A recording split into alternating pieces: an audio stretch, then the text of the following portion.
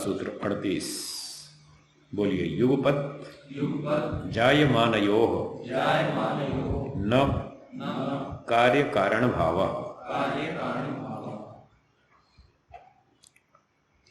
भाष्यम। समाने क्षणे काले वा जायमानयोः पदार्थयोः, एक ही क्षण में या एक ही काल में उत्पन्न होने वाले दो पदार्थों में, एक ही काल में दो पदार्थ इकट्ठे पैदा हुए, जैसे जुड़वा बच्चे होते हैं, मान लो दो जुड़वा बच्चे पैदा हुए, तो कह रहे हैं अस्य इदम कारणम कार्यम व न व्यवतिष्ठते। वो दो जुड़वा बच्चे एक साथ पैदा हुए तो दोनों में से किसी को भी एक दूसरे का कारण कार्य नहीं कह सकते। कारण पहले होता है, कार्य बाद में होता है। अब जो चीज दो इकट्ठी पैदा हुई तो वो तो आपस में कारण कार्य नहीं बनेगी ना। माँ और बच्चा दोनों एक साथ पैदा हो सकते हैं? फिर यही तो कह रहा हूं। माँ कारण है तो माँ पहले होगी, बच्चा बाद में होगा। दो बच्चे एक साथ हुए तो वो माँ बेटा थोड़ी है। कारण कार्य एक साथ नहीं हो सकते। कारण कार्य का नियम है, कारण पहले होगा, कार्य बाद में। और यदि दो चीजें एक साथ पैदा हो रही हैं तो वो आपस में कारण कार्य नहीं हो सकती।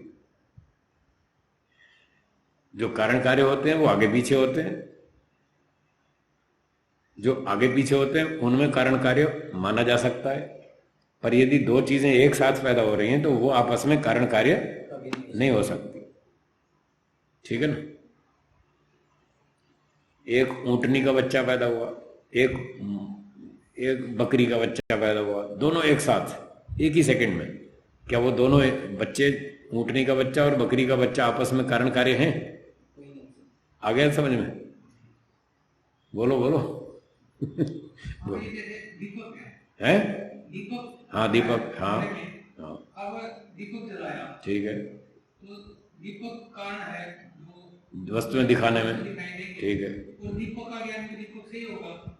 हाँ ठीक है। तो जो कार्य दीपक है उसका ज्ञान कारण दीपक से हो रहा है, एक साथ हो रहे दोनों। नहीं, पहले तो दीपक और दीपक जलाने से दीपक का ज्ञान हुआ। यहां पर कारण कार्य संबंध है क्या?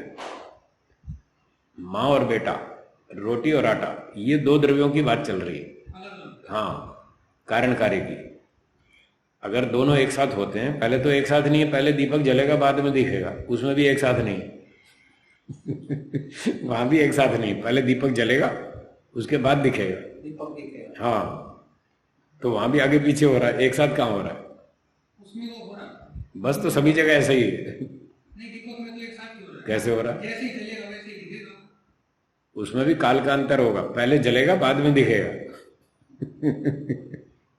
पहले जलेगा बाद में दिखेगा, चाहे वो माइक्रो सेकंड का फर्क हो, फर्क तो होगा ही। प्रकाश जाएगा तब तो होगा ना, प्रकाश जहाँ है वहां से उसमें टाइम लगेगा। तो चलो हम पाठ पर आते हैं। एक क्षण में या एक ही काल में दो उत्पन्न होने वाले पदार्थों में यह इसका कारण है और यह इसका कार्य है, इस प्रकार की व्यवस्था नहीं बनती। यतः कार्यात् पूर्वमेव कारणेन भवितव्यम।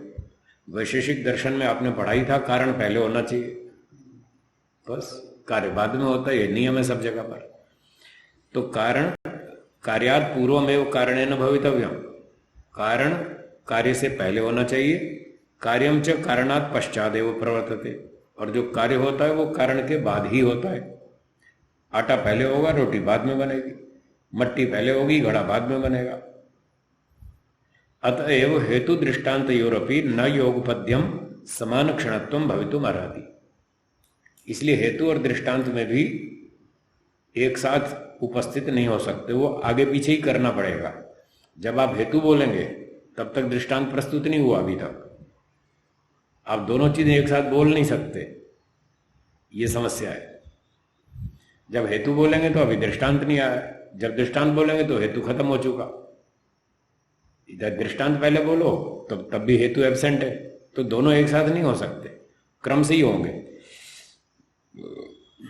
न ही एकस्मिन् क्षणे तयोः हेतु दृष्टांत भाव निश्चय संभवति। तो पहले हेतु बोल दिया, फिर दृष्टांत रख दिया, तो फिर हमने दोनों का संबंध जोड़ा कि ये हेतु है, ये दृष्टांत है। ये 1 सेकंड में नहीं कर पाओगे आप सारा काम। पहले सेकंड में हेतु रखेंगे, दूसरे सेकंड में दृष्टांत रखेंगे, तीसरे सेकंड में तालमेल बिठाएंगे, तो 1 सेकंड में कहाँ हुआ? नहीं हुआ। तब तो वो मर लेगा, समाप्त हो जाएगा। तत्र पौर्वापर्य पर्यस्य अवश्यम भावात्। तो हेतु और दृष्टांत का जब संबंध जोड़ेंगे तो उसमें आगे पीछे होना अनिवार्य है, अवश्यम भावी है। इसलिए तस्मात् क्षणिकवादे बंधस्य केनापि सह कार्यत्व अनुपपत्ति। इसलिए क्षणिकवाद में बंध का किसी भी चीज के साथ कार्यपन की असिद्धि है। मतलब बंधन को कार्य माने और उसको ही उसका कारण माने, वो तालमेल नहीं बन पाएगा। वहां हर चीज 1 सेकंड रहती है, इसलिए। ठीक है, हो गया। सूत्रार्थ लिखिए। यदि कहीं दो वस्तुएं एक साथ, यदि कहीं दो वस्तुएं एक साथ उत्पन्न होती हैं तो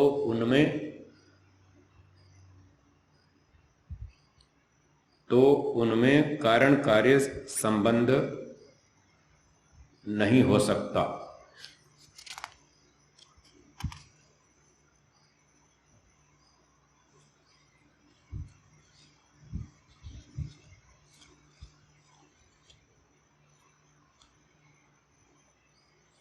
ठीक है, हाँ जी। एक क्षण में तो हेतु भी नहीं दिया जा सकता। हाँ, नहीं दिया जा सकता। ये तो हम अभ्युपगम सिद्धांत से मान के चल रहे हैं कि चलो 1 सेकंड में आपने हेतु रख दिया, मान लिया, पर दृष्टांत तो उसी सेकंड में नहीं रख सकते ना, तो दृष्टांत तो बाद में ही रखेंगे। तो जब आपने हेतु रखा तो दृष्टांत उपस्थित नहीं था, जब दृष्टांत उपस्थित किया तो हेतु खत्म हो गया, तो तालमेल तो बना ही नहीं। जब हेतु और दृष्टांत का तालमेल नहीं बना तो वो पक्ष की सिद्धि कैसे करेगा? इसलिए आपका पक्ष सिद्ध नहीं हो सकता, दृष्टांत की उसमें सिद्धि नहीं हो पाएगी, करने वाला व्यक्ति भी गायब हो जाएगा, वो भी मर जाएगा, बोलने वाला वो भी खत्म हो जाएगा, सिद्ध कौन करेगा? वो भी खत्म हो जाएगा। पक्ष की स्थापना के लिए स्वामी जी हेतु और दृष्टांत का संबंध होना जरूरी है। पहले पक्ष की स्थापना करो, फिर हेतु दो, फिर दृष्टांत दो, फिर उपनय करो, फिर निगमन करो। 5 काम करने पड़ते हैं, उसको पंच अवयव कहते हैं। तब जाके बात पूरी सिद्ध होती है, तब समझ में आती है।